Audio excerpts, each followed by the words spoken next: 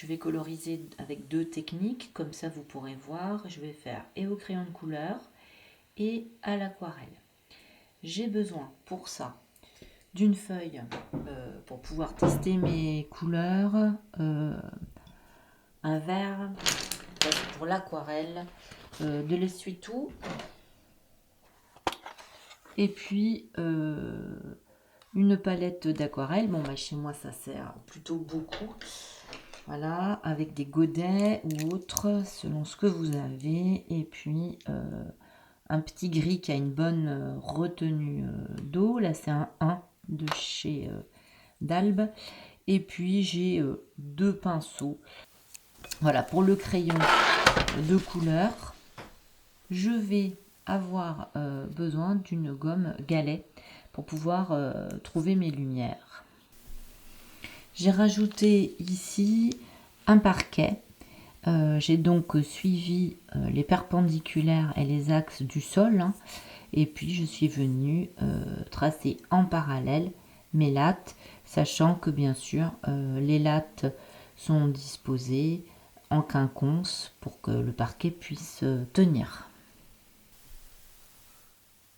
Coloriser, ça ne signifie pas colorier, c'est-à-dire mettre de la couleur partout comme on faisait quand on était petit. On va essayer de trouver des gammes, des tons. On va procéder en hachure, et donc on vient toujours prendre 3 tons en camailleux, c'est-à-dire dans les mêmes teintes. Ici j'ai des orangés roses, ici j'ai des bleus violets noirs, ici j'ai des verts marrons. Je vais avancer mes gammes comme ça pour pouvoir donner et les ombres et la lumière, car bien évidemment, je veux restituer la lumière qu'il y a dans la pièce. J'ai deux sources de lumière dans ma pièce.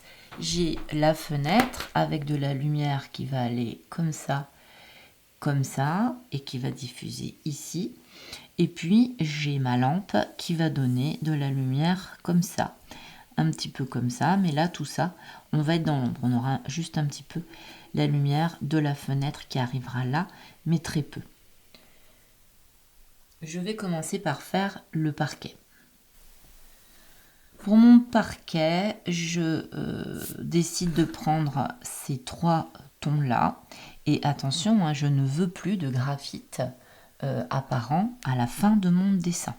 Je vais déjà donc cerner toutes mes lattes de parquet. Je vais venir croiser mes couleurs de manière à ce que ici, je suis près de la fenêtre, donc mon parquet va être beaucoup plus clair.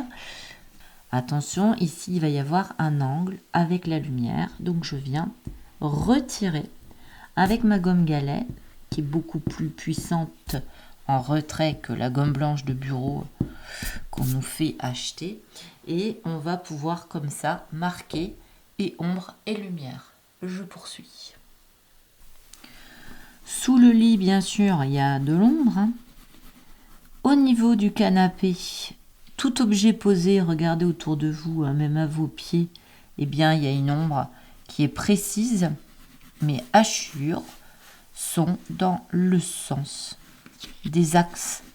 C'est en croisant comme ça vos couleurs, les unes sur les autres, que vous allez donner une texture. Une fois que ça c'est fait, on peut estomper. Donc on va prendre l'essuie-tout, par exemple. On peut avoir des estompes aussi, hein, qui sont comme des stylos en carton. Et on va venir frotter nos coups de crayon. Mais attention, on devra revenir après avec la gomme. Et de nouveau des coups de crayon. C'est pas fini. Hein. Voilà, je suis venue donc gommer, récupérer donc de la lumière dans mes zones. Attention, là encore, j'essaye de gommer dans les axes, hein, les axes isométriques. Le lit, alors au début du lit, la lumière de fenêtre peut passer, mais après plus, hein, ça c'est sûr. Et je viens faire quelques imperfections dans mon parquet pour que ça fasse, là encore, vivant et recherché. Ni le sol, ni les murs doivent être blancs. Même la fenêtre, hein, tout doit être colorisé.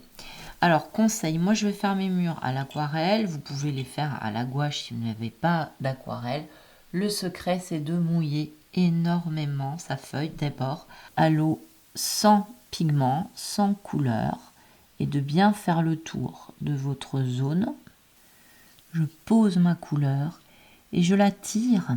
Je vais commencer là où c'est dans l'ombre, c'est-à-dire à ce coin-là, n'est-ce pas, de mon dessin, au niveau de l'étagère.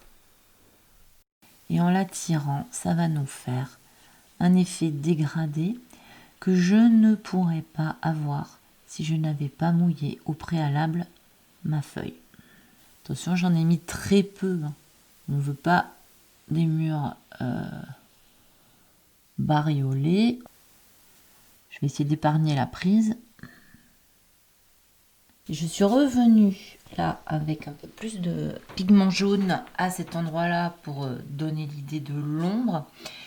Ici, pareil, j'ai un peu plus forcé mon pigment dans cette zone-là pour l'ombre. Sous la fenêtre, parce que sous une fenêtre, eh bien, directement, il n'y a pas de lumière. Je vais faire aussi le ciel. Alors attention, je rentre de la fenêtre. Bien sûr, je rince bien mon pinceau, puisque comme j'ai fait du jaune, si je mets du bleu avec du jaune, vous le savez, normalement, jaune et bleu, ça va nous faire du vert. Et je vais laisser des zones dans ma fenêtre pour donner un effet nuage.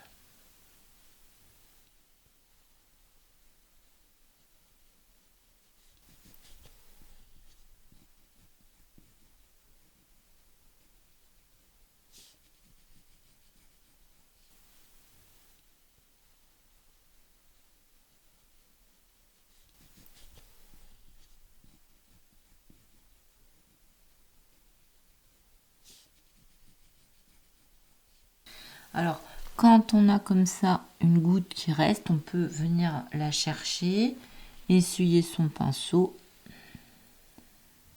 Et voilà. Si votre pinceau est trop mouillé, dans ces cas-là, vous attendez un tout petit peu pour pas que ça fasse des fusions. J'ai changé là de pinceau. Voilà, une fusion, c'est ça. C'est quand il y a encore de l'eau. Alors, des fois, c'est pas gênant. Des fois, c'est pas heureux.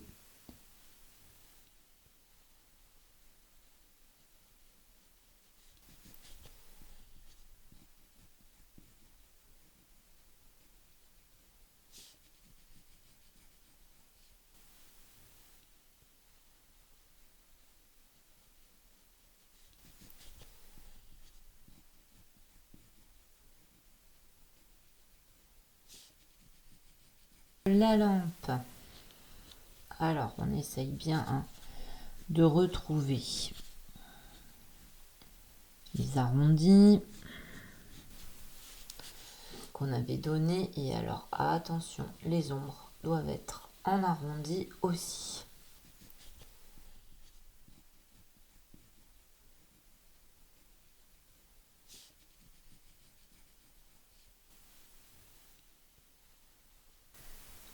Voilà, bon, alors maintenant que vous avez compris comment ça marche, je vais aller un petit peu plus vite.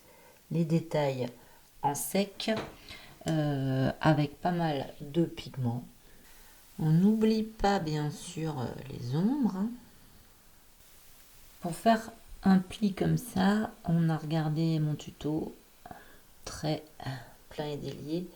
Et avec le pinceau chinois, en fait, le fait de tourner va vous permettre de partir en plein ici, vous voyez, et de je tourner comme ça. Vous allez pouvoir faire le délié. Voilà. Ça aussi, ça fonctionne plutôt pas mal.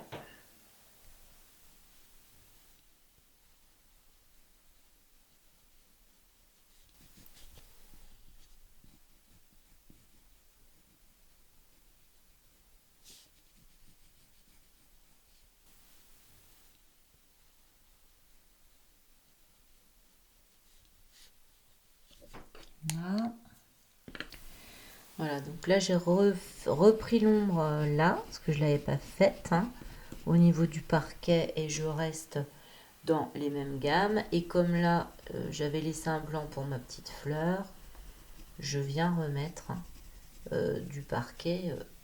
Ah, là, il y a mon gâteau qui sonne du four.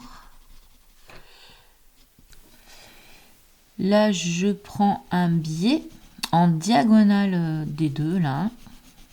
Ici, il va y avoir de l'ombre, mais pas là. Et vous voyez, je joue la carte de l'ellipse en arrondi. J'appuie davantage ici.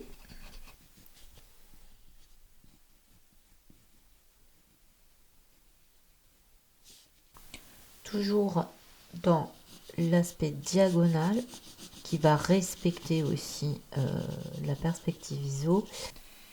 Et je viens mettre du crayon noir dans mon étagère. Attention, ce n'est pas du crayon à papier, c'est du crayon de couleur noire.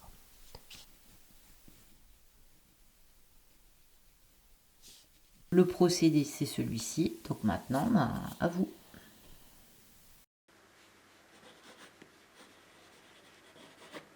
À bientôt.